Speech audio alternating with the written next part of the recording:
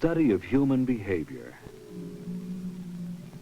trying to find out why people act as they do.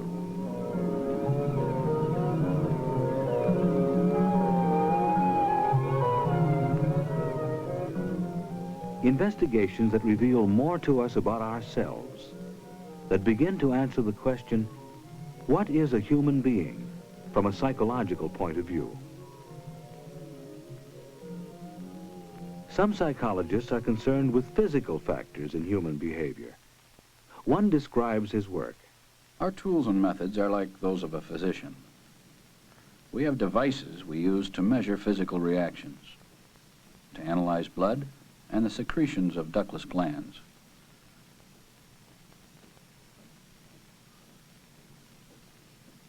We've learned that the nervous system matures relatively slowly. We've learned that people have innate forms of behavior, reflexes. If your eyes blinked, that was a reflex.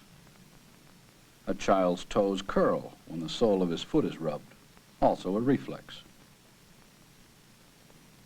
We've found that learning depends on physical as well as mental considerations. For instance, a certain physical readiness has to exist before a person can learn to read. Many of us believe that before age 6, the average child can't learn to read, no matter how much training he gets. But around 6, reading readiness occurs. Vision, hearing, and language become coordinated, and he learns to read. Human behavior in terms of physical development.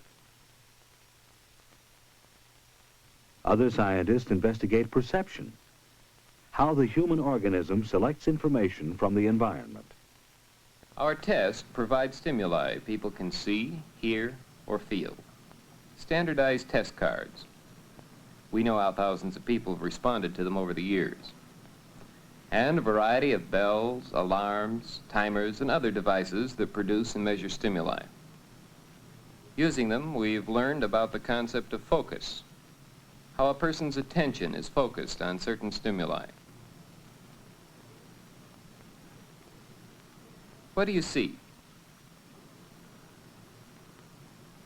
The average person focuses his attention on the ball carrier. He barely perceives the many other details. Focus often shifts. Do you see a white vase on a black background? Now, as your attention shifts, do you see black profiles of two people facing each other? We've learned that no matter how confusing the clues are, a person's perceptions make size, brightness, direction, and depth seem logical and consistent. The study of perception in human behavior. Other behavioral scientists investigate learning. We use a number of tests, puzzles, and problems to study learning. Nonverbal tests do not require a knowledge of language. Verbal ones do. Some experiments provide a reward for one sort of answer and punishment, such as a mild electric shock, for another. Can you learn the path through the maze?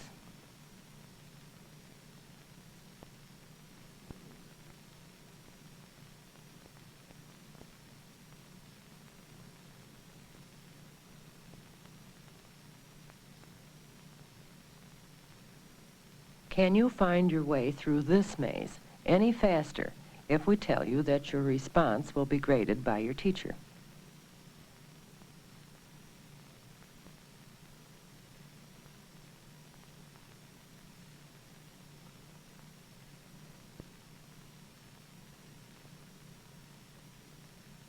Whether or not your teacher actually graded you, it's a fact that the two learning tasks were equally difficult.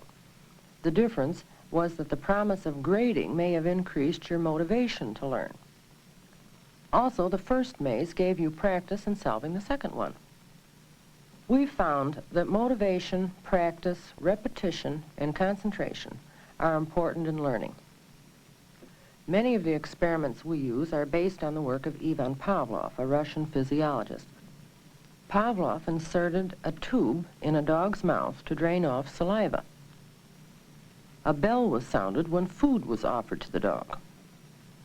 A dog normally salivates over food, but in time this dog salivated at the sound of the bell, even with no food present. This type of learning is conditioning. Some believe it's the basis of all learning. Learning experiments often have practical aspects. For example, the rotary pursuit test is used by the Air Force to examine certain aviation aptitudes. Other scientists study human emotions. An emotion itself can't be seen or measured, but polygraphs and other devices help us recognize emotional responses. Changes in breathing pattern, the electrical conductivity of the skin, blood pressure and pulse rate, blood volume and oxygen content. Using these techniques and asking people to describe their emotional feelings, we've learned that the tendency toward some emotional patterns is probably inherited. But the way emotions develop is probably learned. Were you startled? The startle pattern is both an emotional response and a reflex. Normally, the eyes of a startled person blink, and the mouth widens in the suggestion of a grin. The study of emotions. Another investigator studies intelligence and aptitudes. The tools we use are intelligence and aptitude tests, the kind that are given in many schools.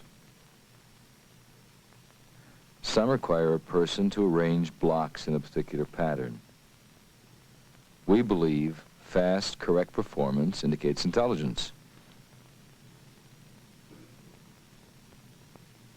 Other tests call on people to recognize similarities and differences.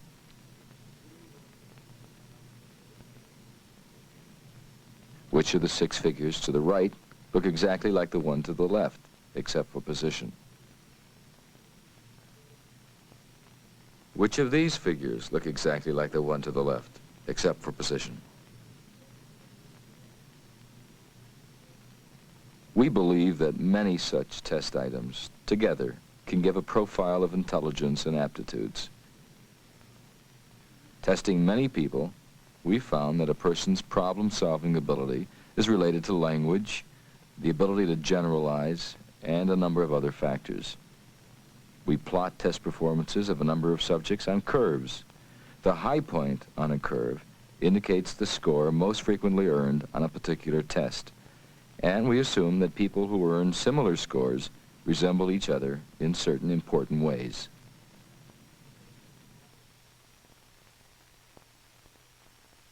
Intelligence and aptitudes.